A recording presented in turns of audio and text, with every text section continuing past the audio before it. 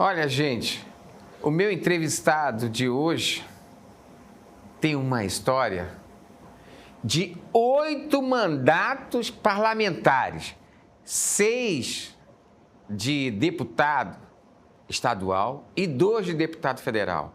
É um currículo de poucos no estado de Alagoas. Tanto tempo, nos últimos 30 anos de mandato legislativo consecutivos, é novidade. No tempo que ele começou, não tinha celular, só para a gente ter uma ideia. Até havia o aparelho, mas longe. Era um aparelho moderno, um telefone móvel, só. E olhe lá. Nesse período, já enfrentou algumas situações de desafios e debates acirrados com os próprios colegas. Enfrentou a sua categoria profissional, porque ele sai de uma categoria profissional e vai para o parlamento. Enfrenta governos de Alagoas, se alia, ora faz oposição. E foi ali driblando a própria sorte. Enfrentou, inclusive, uma investigação no Poder Legislativo de Alagoas. O meu entrevistado de hoje é um policial, mas um policial gente fina, que já foi até chamado de o homem da capa marrom. O meu entrevistado de hoje é o deputado Francisco Tenório, do Partido Progressista, PP, que vai nos esclarecer se a oposição é governo. Primeiro, é uma honra entrevistar o senhor, 8 mandatos, a gente tem que respeitar, goste ou não do senhor, 8 vezes eleito em Alagoas, porque ninguém entra à força no Poder Legislativo, nem no estadual, nem no federal. Tem que ter um mandato, tem que ter trabalho. É assim mesmo, eu estou superfaturando a sua presença aqui. Muito obrigado por sua presença. Arnaldo, eu que agradeço essa abertura que você nos dá no seu programa para que a gente possa conversar aqui, dizer que a honra e a satisfação é minha ser entrevistado nesse momento por um jornalista tão importante para a história de Alagoas e do Brasil, um jornalista a nível nacional, que é você. Eu estou às suas ordens para responder as perguntas que você fizer. Eu vou fazer como diria o Jack Stripador, vamos por parte. Quando o senhor começou, o senhor lembra do primeiro dia que entrou no parlamento? Como foi? Qual era a expectativa? O que levou o senhor a disputar um mandato de deputado estadual e reeleito 8 vezes? Olha, Arnaldo, eu sempre gostei da política. Eu lembro que eu fui, vamos dizer assim, presidente de todas as turmas de escola que eu passei. Naquela época a gente fazia o presidente da turma. DCE, DA, né, Grêmio. Exatamente. Onde tinha alguma coisa que disputava uma eleição, eu entrava. Eu fui bancário. Como bancário, eu participei do Sindicato dos Bancários, participei ativamente da eleição, na época com Claudionor Araújo. Não pude ser candidato porque eu não tinha tempo de banco suficiente que era exigido na época. Claudionor Araújo, que chegou a ser parlamentar. O grande Claudionor. Aí fui policial. Qual era o seu partido naquele tempo? Não tinha partido. Mas o senhor era mais à esquerda ou era centro? Eu sempre fui centro mais à esquerda. Centro-esquerda. Um pouco mais à esquerda. Até pela minha origem, agricultor, meu pai era agricultor, minha mãe era do lar e costureira. De que região? Chã Preta. Aí o senhor contou também que o senhor, depois da vida de bancário, foi... Sim, aí como bancário, eu fiz vários concursos, aí fui escrivão da polícia, depois delegado. Antes de ser bancário, eu fui office-boy da Sococo. Trabalhei, eu admiro aquela empresa, eu passo ali, chega a me dar saudade, vontade de entrar. Normalmente aquele cheirinho do coco e do biscoito da Sococo faz com que a gente sinta vontade de entrar ali. Uhum. É uma empresa que me deixou muitas saudades, foi o início da minha vida em trabalho, foi ser office-boy da Sococo. Como delegado, o senhor chegou a ser presidente da ADEPOL? Sim, como delegado eu enfrentei já essa questão como gosto de política e de eleição, fui candidato a presidente da ADEPOL, fui eleito presidente, fui reeleito, fui presidente 3 vezes da ADEPOL de Alagoas e fui vice-presidente da ADEPOL do Brasil. Fiz esse processo político. Então, naturalmente, vamos dizer assim, esse entusiasmo pela política e essa participação minha nas eleições fez com que eu fosse convidado a ser candidato a vereador do Maceió. O primeiro partido? primeiro partido foi o PSB, com o Ronaldo Lessa. Fui candidato a vereador de Maceió. Perdi a eleição, mas tive... Quer dizer, a primeira eleição que você mais participou... votos do que 3 dos vereadores eleitos por Maceió. Mas perdi a eleição. Perdeu por causa daquela contingência eleitoral, aquela coisa toda. Exatamente, o quociente eleitoral. Quociente eleitoral. E depois disso, aí você resolve se candidatar? Aí, 2 anos depois, eu fui candidato a deputado estadual. E fui eleito deputado. Fui o último dos votados, 27º. Fui eleito com 6.910 votos. Depois... A maioria de Chã Preta? De Chã Preta a Maceió. Eu ganhei essa eleição de Chã Preta a Maceió. Chã Preta, Viçosa, eu fui o mais votado nas duas. Aí vim para Rio Largo e Maceió. Ganhei a eleição aqui. E aí eu fui na eleição seguinte, eu tive mais do que o dobro da primeira. Eu tive 14.500 votos redondo. Isso me credenciou a acreditar que eu estava no caminho certo, que eu estava fazendo um trabalho correto. Porque fui eleito e no mandato eu tive um crescimento superior a 100% de aceitação eleitoral. No primeiro mandato, qual foi, no Legislativo Estadual, qual foi a sua bandeira? Conseguiu pôr em prática? Olha, eu sempre botei na minha cabeça e acreditei que o deputado ele tem que ser genérico. O deputado ele tem que entender dos problemas do Estado. Ele não pode ter uma bandeira exclusiva e militar naquela bandeira. Quem se apega a uma bandeira exclusiva vai ter um momento de fracasso dessa bandeira. Quer dizer, que fosse só um representante dos delegados ou dos policiais, não teria? Não seria só isso. Eu defendia muito a questão do agricultor, uma área de agricultura, até pela minha origem. Como bancário que fui, eu sempre procurei entender das questões econômicas de uma maneira geral. Aí, como policial, eu defendia a bandeira da segurança pública. Uma coisa é você defender o policial apenas. E outra coisa é abraçar uma causa maior. Outra coisa é abraçar a causa maior. A defesa de uma melhor segurança pública para o Estado. Eu liderei essa questão dos delegados de polícia. A melhora salarial de policiais e delegados sempre foi uma constante na minha vida. Sempre foi uma constante, é um trabalho contínuo.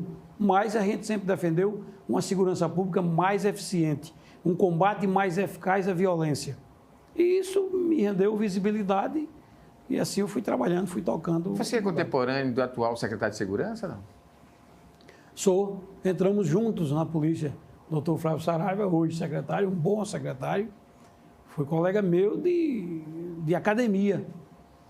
Então, eu também, uma pessoa que eu tenho uma relação boa, já entrevistei aqui, ele já me deu essa honra de conceder uma entrevista para a gente. Hoje, como aquela polícia de ontem para a polícia de hoje, qual a sua avaliação como parlamentar? A modernidade na investigação.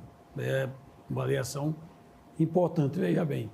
Na época que eu fui escrivão, delegado, você não tinha recurso científico nenhum. A gente investigava na base da informação, da pergunta. Hoje nós temos... No local da cena do crime, né? Eu como delegado, eu era zeloso. Então, toda vez que tinha um crime, que eu tomava a informação, eu ia ao local do crime. Essa chamada perícia do local de crime, era eu próprio que fazia. Então, tem casos assim que a gente consegue o caminho da investigação no local. Eu vou dar um exemplo. Nós temos um dos casos que o senhor atuou, que teve uma repercussão forte na sua carreira. Eu vou pedir sua permissão para eu tocar um fato da importância do local do crime.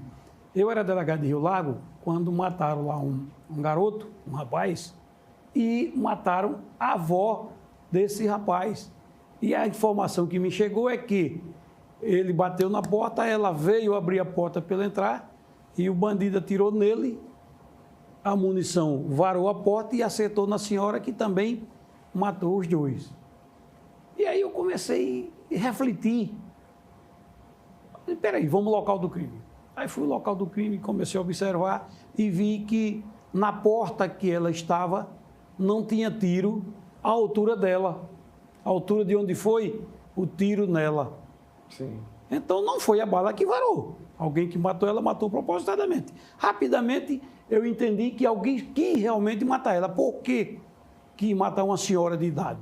Testemunha, né? Testemunha.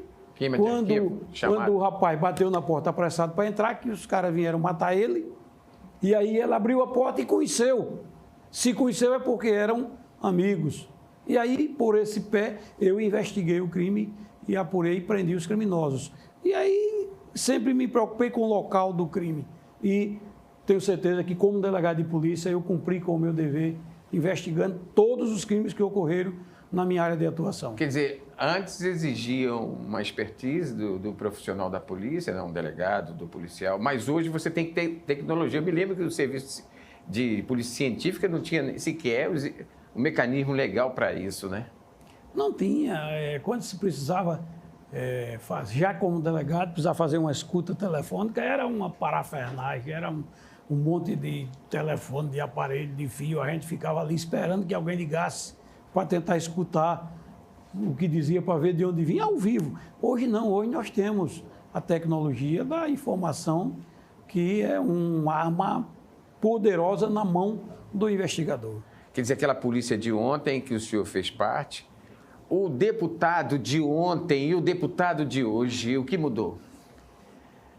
Eu procuro ser um contemporâneo, não é? Procuro acompanhar. Você usa tecnologia, usa celular, computador? Uso. Quando eu entrei na polícia, era máquina de escrever. Eu era um bom datilógrafo, tinha sido bancário. Chegou a fazer curso de datilografia? Não? Fiz, com aquela tabuazinha por cima das mãos, para não olhar o teclado, e era um bom datilógrafo. Depois veio a área do computador. O senhor aderiu rapidamente às novas tecnologias? Eu acompanho, não é? Eu não sou um expert no problema, mas eu vejo a necessidade disso. A questão da comunicação, por exemplo, da imprensa em si, era rádio ou televisão ou jornal. Eu procurava todos os dias ler o jornal, assistir os jornais de televisão, ouvir a rádio. Hoje a gente não lembra de ler um jornal escrito, repare. Toda hora está vendo ali o Zap, alguma coisa assim nesse sentido? Está sempre vendo através do telefone, do Instagram, as notícias e via internet, online. Vivemos num mundo online. Quando o senhor foi eleito a primeira vez, nós tínhamos um outro parlamento, que inclusive não tinha nem ar-condicionado, né? Era pelas janelas abertas. O que mudou na qualidade do parlamentar de ontem para a qualidade do parlamentar de hoje? Houve mudança ou o parlamentar continua? Mudou naturalmente. Se você observar, hoje nós temos uns garotos e umas garotas que são preparados e estudaram, que têm competência de representar o parlamento alagoano. Nós temos meninos novos extremamente preparados. E é um processo natural. O avanço da informação, da tecnologia, chega às pessoas. Eu sou um cara que defendo a redução da maioridade no Brasil. Uhum. Quando eu digo que defendo mas não há risco, já que o senhor passou nesse assunto me leva. A redução da maioridade, não há risco penal, não há esse lado positivo das pessoas alcançarem mais cedo uma qualidade profissional. Mas no caso, nós temos, por exemplo, Alagoas, 3 milhões e 300 mil alagoanos, mais da metade na situação de pobreza. Não há risco dessa camada social ser a mais afetada? Há um risco, sim. É um processo natural que nós temos que combater esse risco. Agora, não é porque há esse risco que a gente vai deixar coisas que têm que ser modificadas. A mudança tem que chegar. Quando eu digo que defendo a redução da maioridade, não só do ponto de vista penal, mas a redução da maioridade civil, a redução da maioridade para ter direito a participar de eleições. Por quê? Porque, se você analisar, há 30 anos atrás, praticamente eu estava entrando na política, um jovem de 15 anos era uma criança, não sabia as coisas da vida, não recebia as informações que o jovem de 15 anos hoje. Hoje o jovem de 15 anos é um adulto. Ele é recheado de informações. O celular está na mão dele? O celular na mão tem tudo. O celular é uma televisão ambulante, é um jornalista ambulante. A gente está aqui pegando notícias online sobre a guerra da Ucrânia com a Rússia. Então, a criança de hoje, o adolescente de hoje é muito mais informado, sabido, informado do que o adolescente de 30 anos atrás. eu ainda vou trabalhar esse tema com você, lembrando, por exemplo, Alagoas, agora o governador Paulo Dantas, que já foi parlamentar, ele acaba de fazer uma parceria com o Unicef e ele quer reverter o quadro, né? Nós temos de cada 100 crianças alagoanas, 90 vive uma situação de pobreza, um número muito alto. Situação de pobreza que o Unicef considera trabalho infantil, a precariedade na escola, falta de informação, fome, essas coisas todas, né? A metade da população está na situação de miséria. É nesse sentido, tem muita informação, mas não são todas as crianças e adolescentes que têm essas informações todas. Ô, Arnaldo, eu discordo um pouco dos números. É preciso que a gente reveja bem essas estatísticas. A grande maioria das crianças hoje tem acesso à ao celular, Sim. tem acesso à informática, um número muito pequeno não tem. Você pode ir em qualquer interior. Vai pegar um menino ali de 10 anos, ele tem um celularzinho. Já sabe o que está acontecendo na comunidade. Já sabe o que comunidade. está acontecendo. Agora, eu defendo que o setor público, que a educação invista na informática. Sim. Invista. Dá acessibilidade à internet. Um tablet para cada estudante. No inicial, para o aluno despertar aquilo ali. Um tablet com o estudante com a programação da sua sala de aula. Sim. Programação escolar dentro de um tablet. Hoje, então, o próprio parlamento é todo informatizado, né? Exatamente. E é barato. A coisa não está mais como era antes. Então, às vezes, você vê a educação gastando com coisas que você pode... Por exemplo, você dá a bolsa escolar, dá um dinheiro para o menino ficar na aula. Por que não dá um tablet? Porque aquele dinheiro, o que é que ele vai fazer? Entendeu? Sim. Então, eu acho que a inclusão digital... É o primeiro passo. É um passo extraordinário, importante. Não é tão difícil, não é tão caro. E são poucos, não são tantos que não têm, mas é necessário. Hoje, quem não tem um computador, um celular, quem não sabe mexer nisso, é o analfabeto. É o garoto que não sabia ler há 30 anos. Entendeu? O analfabeto de hoje é quem não sabe mexer na informática. Na informática. Deputado, em 8 mandatos, o senhor foi 2 vezes deputado federal. Né? Vamos falar desses 6 primeiros anos. O senhor já está no 8º, né? Nesses 6 primeiros anos. O senhor pode destacar alguns projetos que o senhor fez que modificou a vida de Alagoas? Olha, Arnaldo, tem várias coisas. Vou dar um exemplo. Os carros no Brasil hoje, todos são equipados com airbag e freio ABS. Sim. Isso foi um projeto de lei de minha autoria. Pouca gente no Estado sabe. Como eu tenho um defeito. Quer dizer que o airbag é uma ideia sua? É uma ideia minha. Um projeto de lei que eu apresentei na Câmara Federal. Quando o senhor foi deputado como federal. Como deputado federal. Eu fui comprar um carro popular e pedi um carro que tivesse o airbag. E o vendedor me surpreendeu, disse, olha, infelizmente o carro popular não tem airbag. Airbag só em carro de luxo. E eu contestei, eu digo, meu irmão, e airbag é instrumento de luxo? Airbag você nem vê. E já salvou, acho que depois disso... Várias vidas. Então o airbag nem se vê dentro do carro o airbag. Não pode ser um instrumento de luxo, é um instrumento de segurança. E aí discuti com ele isso e tal, e fui deputado federal no ano seguinte, aí botei um projeto de lei de que todos os veículos em tráfego no Brasil eram obrigados a ser equipados com airbag. E um outro deputado botou o ABS, o freio ABS. Então esses 2 projetos foram anexados e foi aprovado e é lei. Eu acho que isso é um projeto muito importante. Foi lembrado alguma vez por isso, né? Porque o senhor salvou algumas vidas com esse projeto. Não. Tem coisa que, por exemplo, lei seca. Lei seca pegou e propaganda tal, e todo mundo aplaude. Esse projeto salva vidas. Esse projeto do airbag como instrumento de segurança obrigatório nos veículos, mas não houve nunca uma publicidade nesse sentido. Como deputado estadual, esse é um projeto nacional que... Em todos os estados, de 27 estados da federação, nós temos o airbag do carro popular. No plano local? Plano local, são tantos projetos que às vezes a gente foge na memória, mas vou lhe dizer. As mulheres vítimas de violência doméstica têm prioridade nas casas construídas pelo governo. Isso é um projeto de minha autoria. Qualquer mulher que for vítima da violência doméstica, comprovadamente, ela pode procurar a Secretaria de Habitação, se ela não tiver ainda uma residência e a secretaria lhe bota como prioridade na distribuição de casas construídas pelo governo. Eu quero consultar aqui meu diretor. Eu tenho quanto tempo? 10 minutos. Eu quero aproveitar agora esses 10 minutos, porque nós vamos falar de alguns temas bem interessantes. Nesses 8 mandatos, 32 anos de legislatura, algum momento o senhor ficou magoado?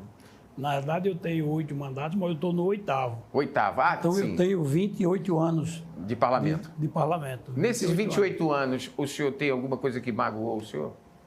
No processo político, não. Porque é o seguinte, eu sempre entendi a política como um desafio, como uma disputa de poder, como um espaço. Então, a gente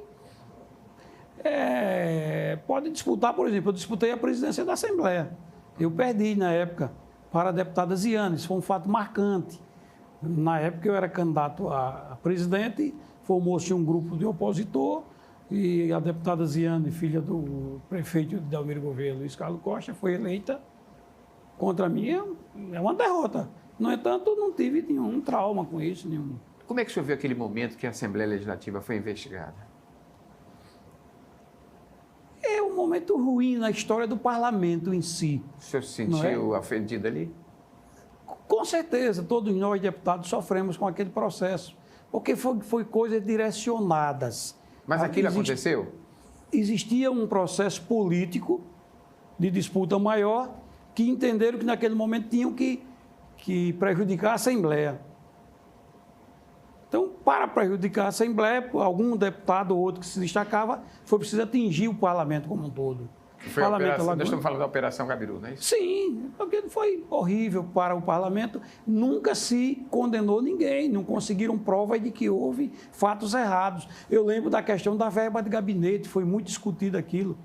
A verba de gabinete toda a vida existiu corretamente, como existe hoje no Parlamento Federal, que na época já existia.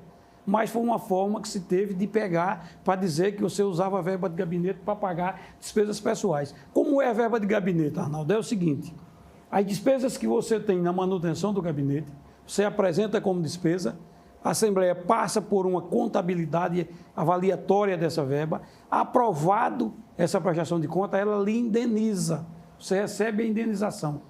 Então, essa indenização, quando você recebe, você pode fazer até o que quiser. Não é verba de gabinete, é a indenização do que você gastou. E isso foi mal interpretado na época.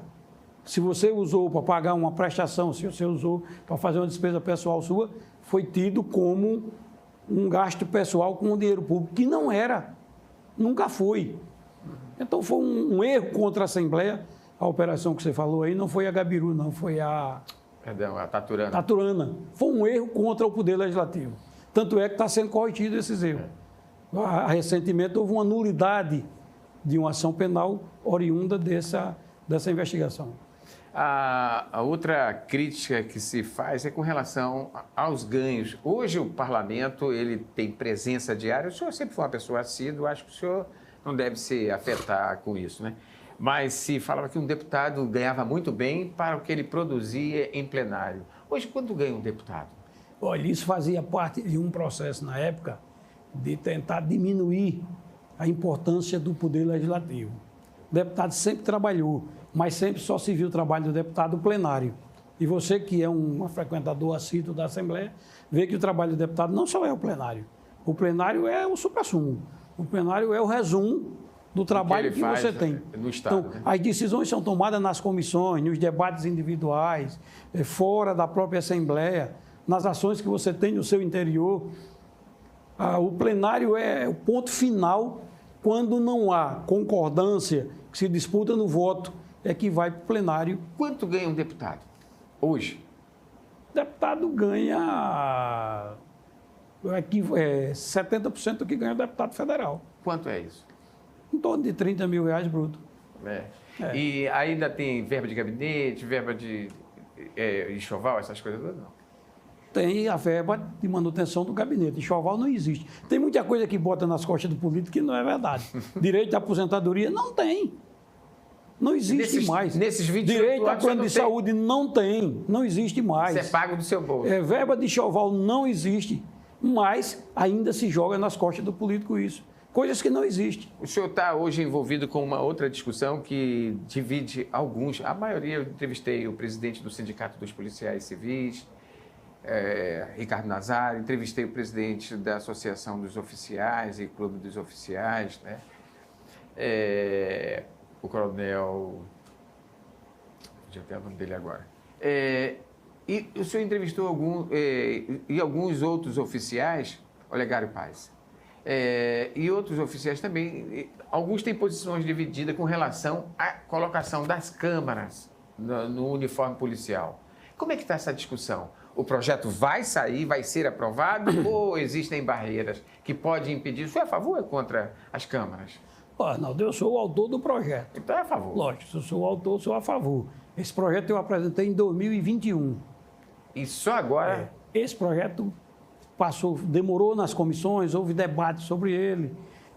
Teve deputado que ficou com o projeto um bom tempo para tentar ver alguma coisa sobre o projeto, mas no final foi devolvido para atuação. A Comissão de Constituição e Justiça já aprovou o projeto. Recentemente eu vi que um deputado, Ronaldo Medeiros, também apresentou um projeto semelhante e eu pedi que anexasse os dois para se fazer uma análise, como foi aquele projeto? Em apenso desses projetos. O projeto, na realidade, ele visa garantir a segurança do policial e do ser humano que for abordado pelo policial. A Câmara vai filmar a ação policial. Os líderes das categorias são a favor. Exatamente. Então, a Câmara vai proteger o policial, porque existe hoje algum bandido que, ao cometer um crime e ir preso, ele depois dizer que foi espancado pelo policial, que foi torturado e tal. E se o cara está ali sendo filmado o tempo todo, ele não vai poder dizer isso, não é? Ele não vai poder criminalizar o policial. Mas também para proteger as pessoas de não ser abusado da ação policial abusiva, de se evitar que o policial mal preparado cometa um abuso contra uma pessoa. Ele vai ter cuidado de cometer porque ele está sendo filmado por ele próprio. Então, a Câmara é protetora do policial e da sociedade. Não tem por que ser contra. Não tem nada a ver. Por exemplo, nos bastidores chegaram a comentar, os policiais que trabalham correto são a favor. Eu já conversei com alguns, eles demonstram ser favoráveis, porque ainda tem um abuso de autoridade, o sujeito está errado, você sabe com quem está falando, né? Exatamente. Mas durante a campanha eleitoral, o senhor fez crítica até a alguns colegas que se envolveram em operações estranhas, no mínimo estranhas, com várias mortes.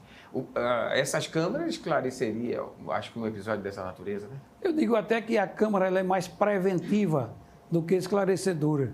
Porque quando o policial souber que ele está usando uma câmera que está filmando as ações dele, ele não vai cometer abusos. Diminui a letalidade? Diminui a letalidade, sem dúvida nenhuma, e é importante. Alagoas teve um período muito forte na letalidade de ações policiais, muito forte.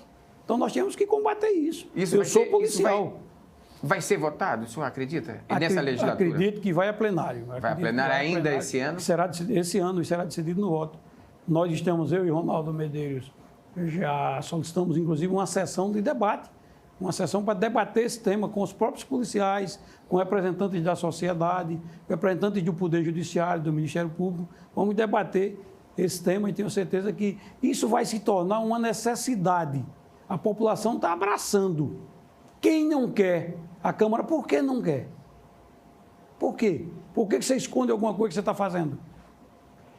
Para encerrar, vamos abaixar um pouco esse tom tenso. Essa é a última pergunta. Por que eles chamam de o homem da capa marrom? O papai é Manuel Tenório Cavalcante, primo do homem da capa preta. Natalício Tenório Cavalcante de Albuquerque, que ele era Albuquerque também. Então, você, Arnaldo, foi responsável por isso. Quando eu entrei na Assembleia há 27 anos atrás, 28 anos atrás, que você me perguntou se eu seria uma versão nova, uma versão do homem da capa preta. O que o senhor diz hoje? E eu disse, sim. Você disse, qual é a marca da Ludinha? Eu digo, não, a minha capa é marrom. E ficou por isso, né? Foi coisa sua, criação sua, Arnaldo. Olha, muito obrigado pela entrevista, foi bom que a gente terminou. Eu acho que dá mais do que um programa. O senhor acredita que já passou meia hora de entrevista? Que beleza, passou que eu não senti. Um bom bate-papo aqui entre a gente. Muito obrigado pelo espaço e eu me coloco sempre à sua disposição para o esclarecimento que for necessário. Muito obrigado pela entrevista.